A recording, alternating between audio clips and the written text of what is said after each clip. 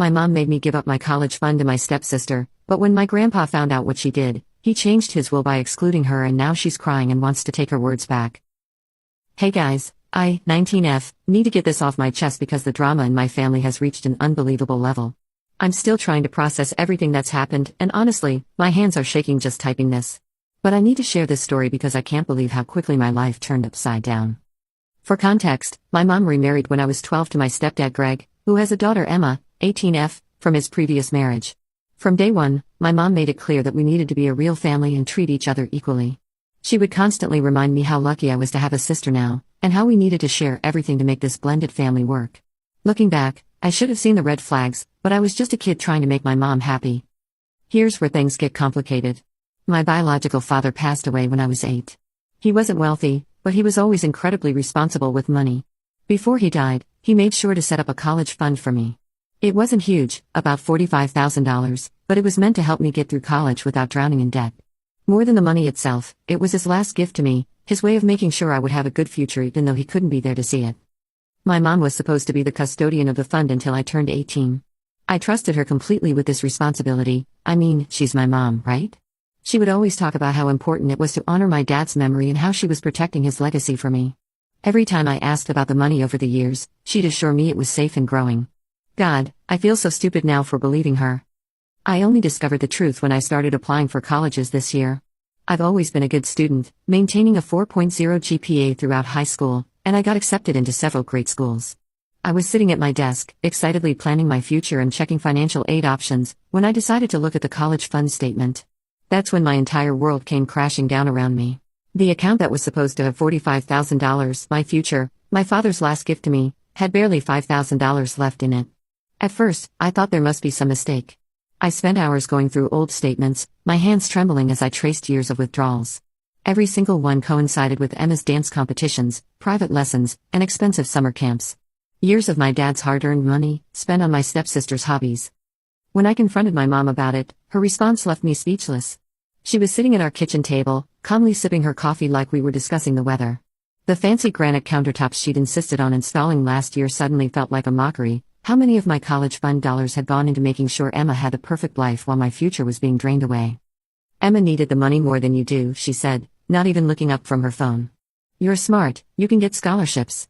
She needed these opportunities to build her future. I couldn't believe what I was hearing.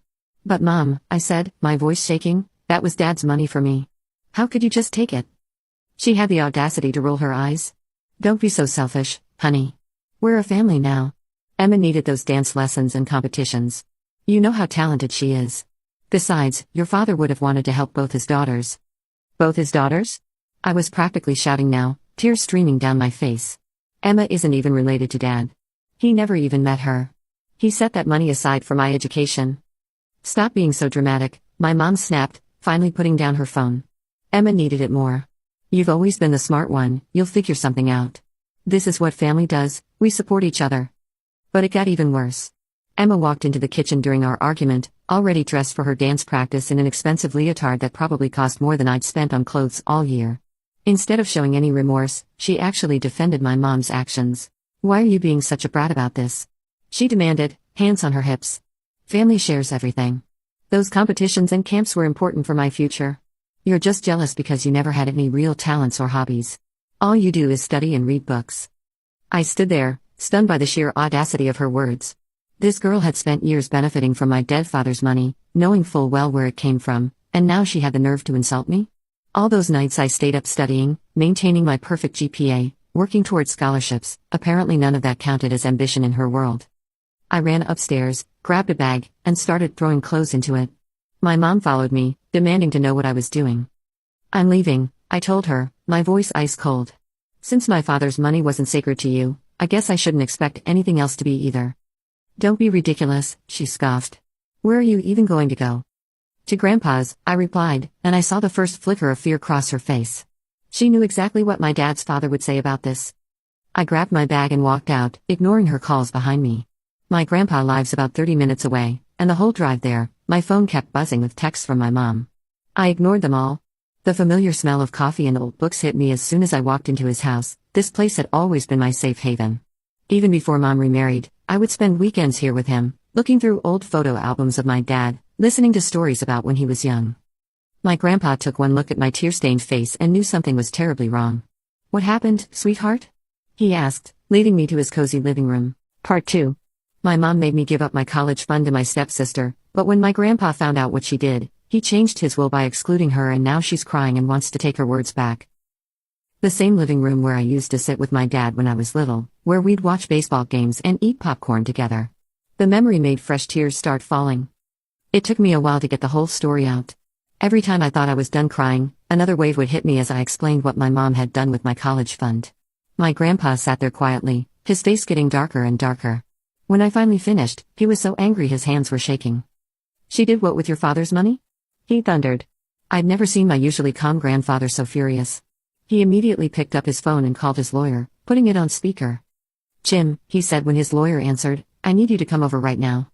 My daughter-in-law has been stealing from my granddaughter's college fund. We need to handle this immediately." While waiting for the lawyer, my grandpa made another call, this one to my mom. I wasn't in the room for the conversation, but I could hear him yelling from downstairs. His words still ring in my ears. "How dare you steal from your own daughter? That money was Robert's last gift to her. You had no right to touch it, let alone spend it on dance lessons for your stepdaughter."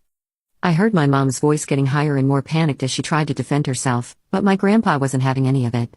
He gave her an ultimatum: either replace my college fund in full within 30 days, or he would press charges for misappropriation of funds. That's when my mom started crying, saying they didn't have the money to pay it back right away. My grandpa's response was cold: "Well, Linda, you should have thought about that before you spent money that wasn't yours to spend. But don't worry, I've already called my lawyer to make some changes to my will.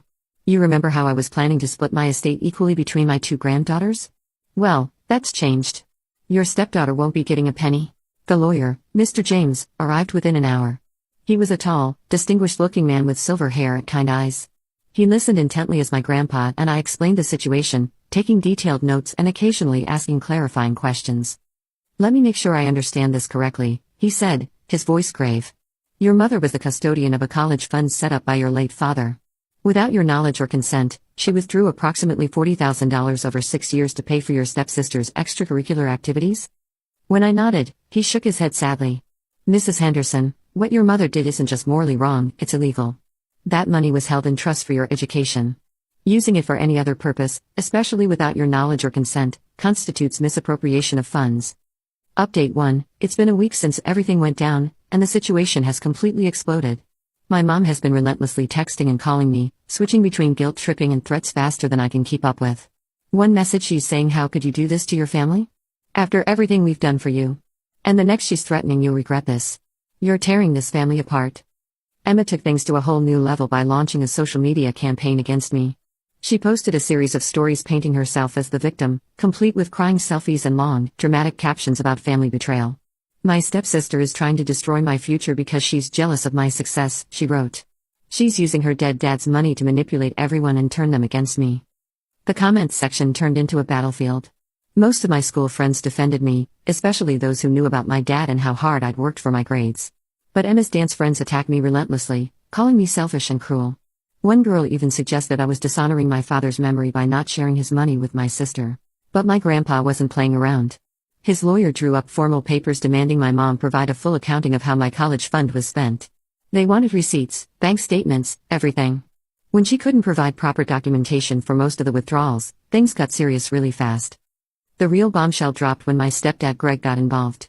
He's usually the type to stay quiet during family drama, preferring to let my mom handle everything. But when he found out the full extent of what had been going on, he was livid.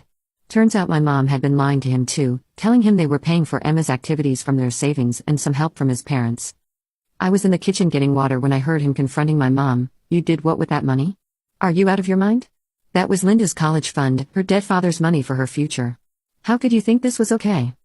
My mom tried to defend herself. Emma needed those opportunities. We couldn't afford them otherwise.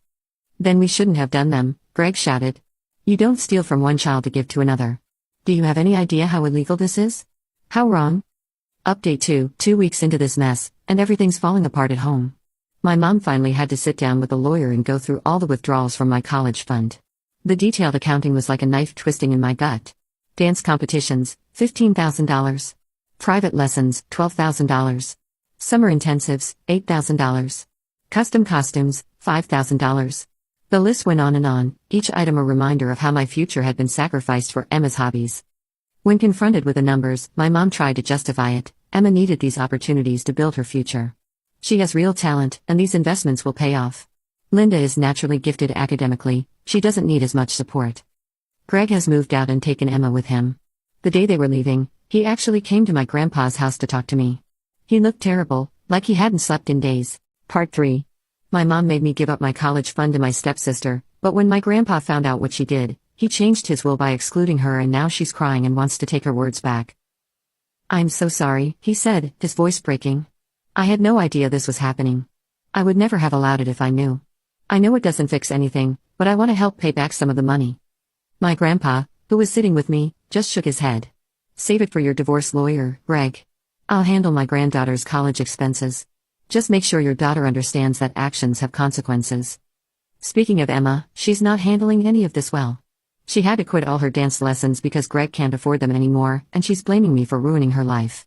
She actually showed up at my grandpa's house yesterday, crying and begging him to change his mind about the inheritance. My grandpa just looked at her and said, "Young lady, you knowingly benefited from money that was stolen from your stepsister's education fund, money her father left her before he died. If you're looking for someone to blame for your current situation, I suggest you start with a mirror." Update 3. A month has passed, and things are finally starting to settle into a new normal.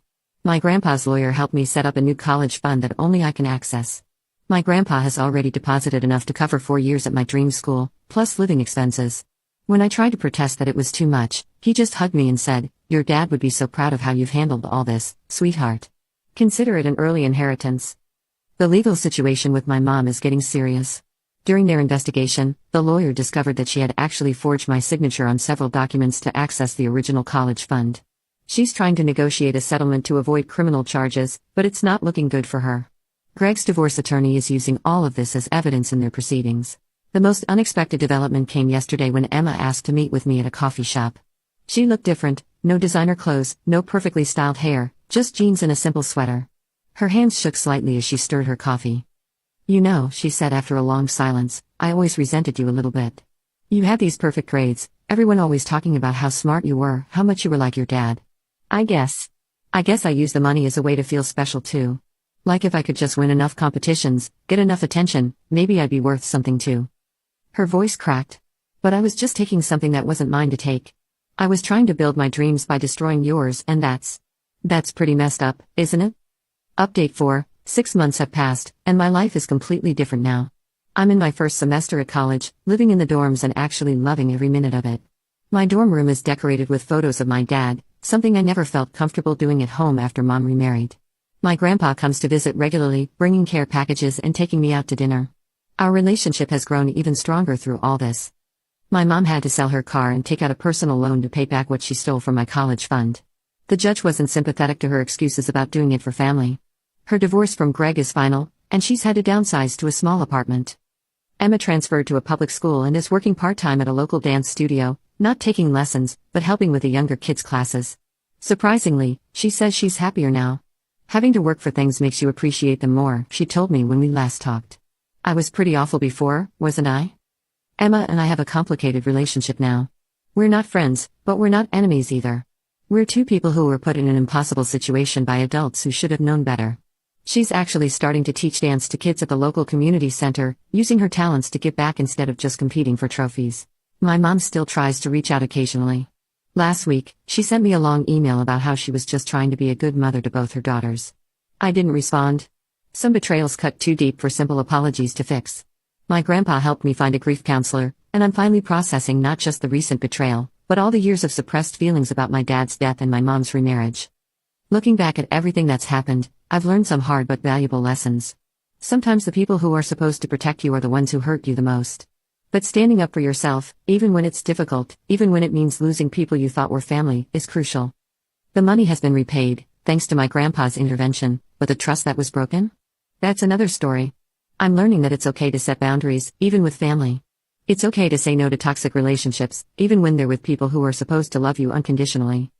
The past 6 months have taught me that family isn't just about blood or marriage certificates. My grandpa didn't just save my college fund, he showed me what real family looks like. Real family supports your dreams without tearing down someone else's. Real family respects boundaries and honors commitments. Real family doesn't steal from you and then call you selfish for objecting. To anyone out there dealing with toxic family members, don't let anyone guilt you into accepting abuse or theft, even if they're family. Don't let anyone tell you you're being selfish for standing up for yourself. Your feelings are valid. Your boundaries are valid. And sometimes, the family you choose, or the family who chooses you, like my grandpa, can be stronger than the family you're born into. Thank you for letting me share my story. Writing it all out has been part of my healing process, and I hope it might help someone else who's struggling with similar family dynamics. Remember, you are worthy of respect, love, and support. Never let anyone tell you differently, even if they're family.